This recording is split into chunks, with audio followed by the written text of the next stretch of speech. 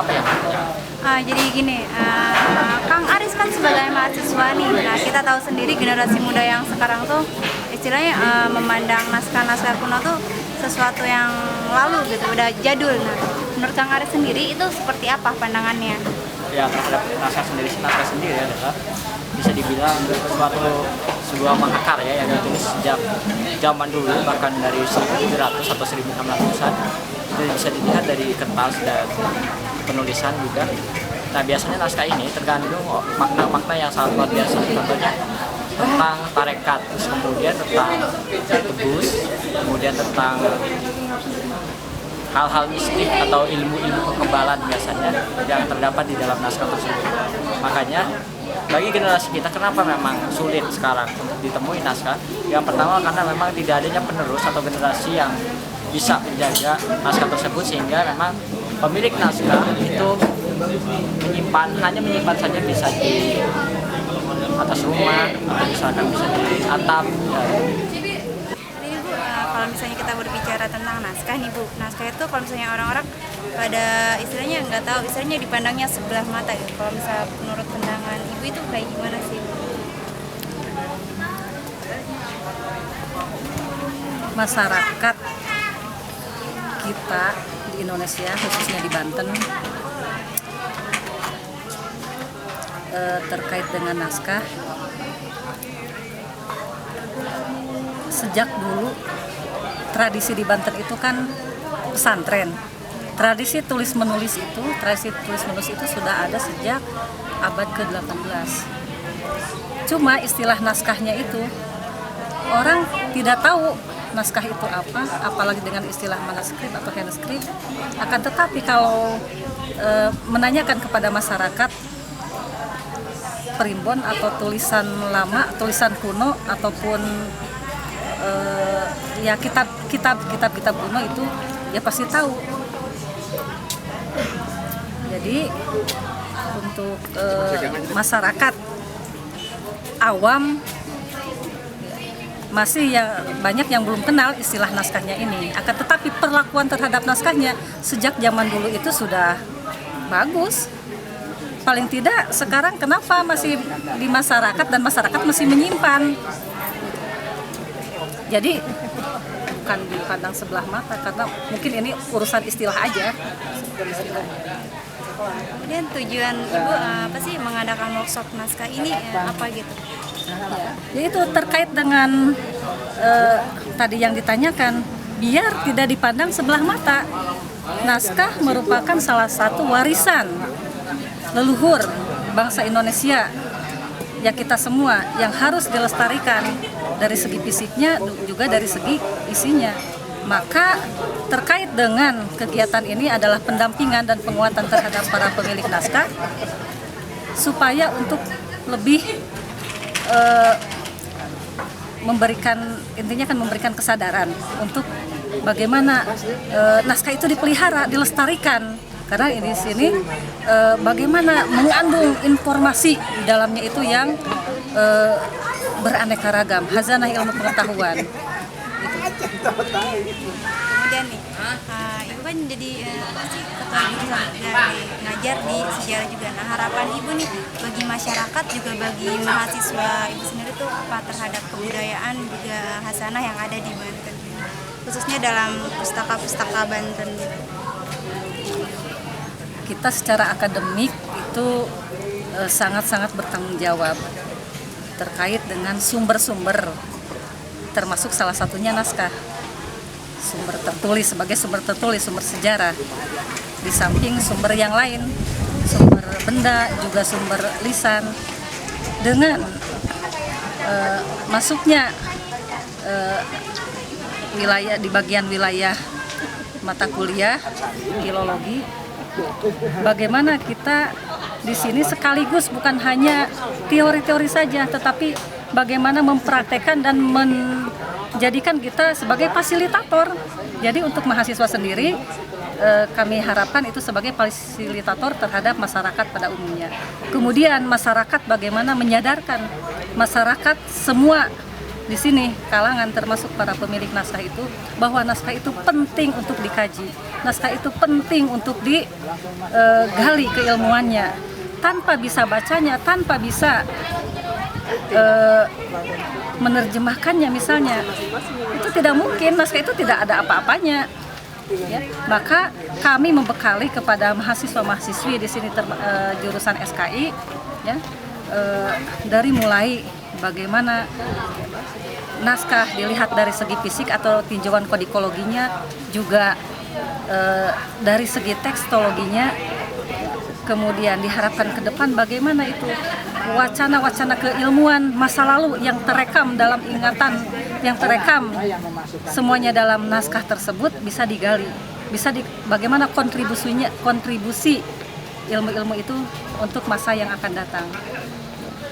Nah, terakhir nih Bu, harapan Ibu setelah adanya workshop ini kepada mahasiswa maupun masyarakatnya setelah diadakannya workshop ini apa gitu? Tentu harapannya besar sekali, terutama kita bagaimana harus selalu meningkatkan kalau pengetahuan dan keilmuan kita terkait dengan kajian-kajian naskah seperti ini. Paling tidak pertama kita menginventarisir, kedua bagaimana kita bisa mendeskripsikan, ketiga bisa mengkaji dan mengkolaborasikan dengan ilmu-ilmu lainnya.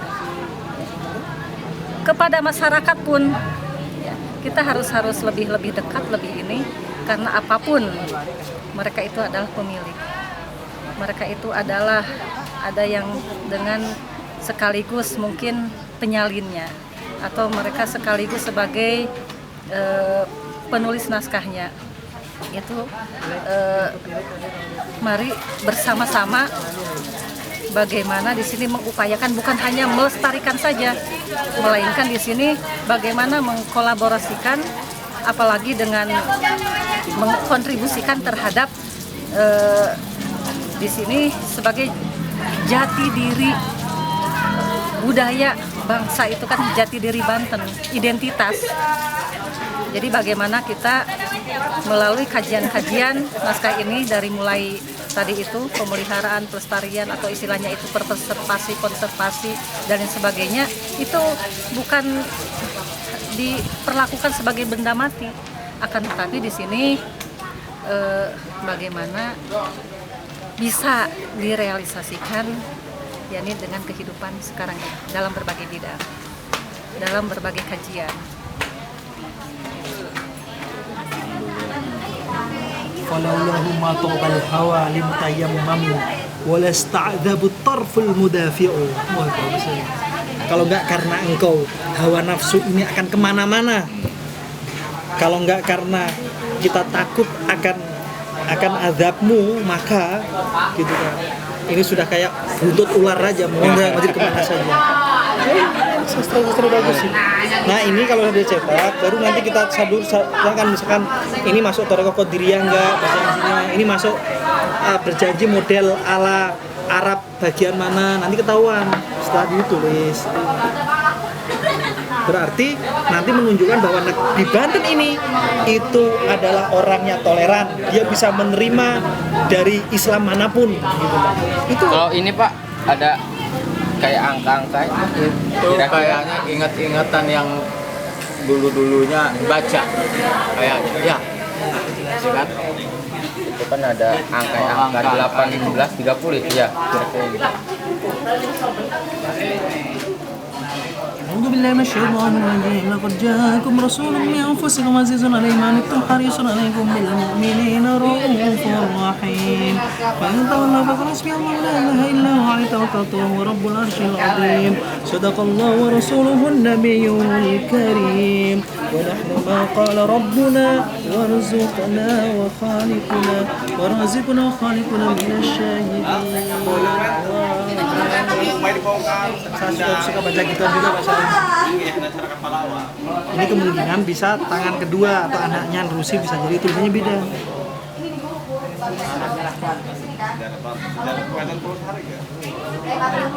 Ini bahasa lain, Mbak.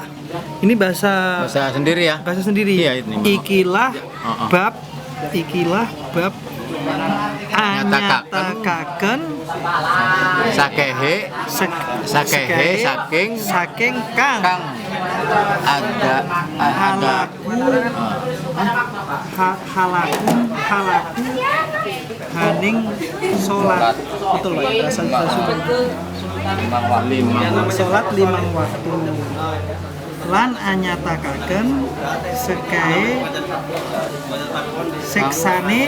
seksane kang aninggalake sholat 5 waktu.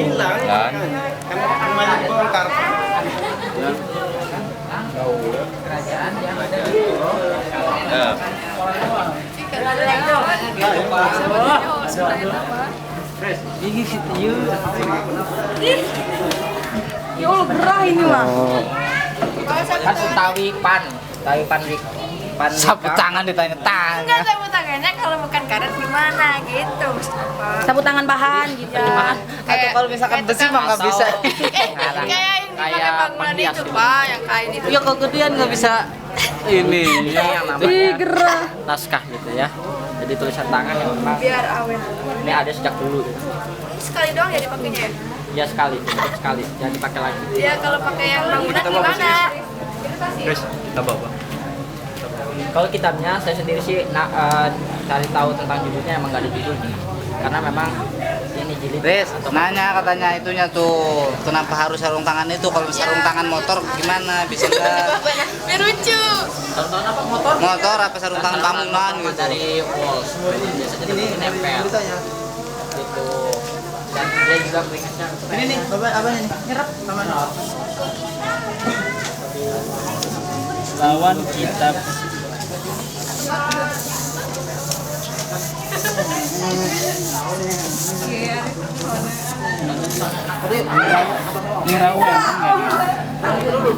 Niki mah kada saya Dirau gue enten. pirang tahun niki sampun diterbitakan Nggih malu baru wong niki enten. niki makan asli tulisan tangan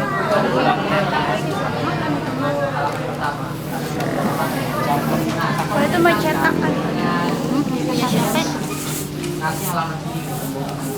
Itu yang dianjurkan. iya kalau ya kelihatan dari tintanya Tolong Nah, naskah ini ini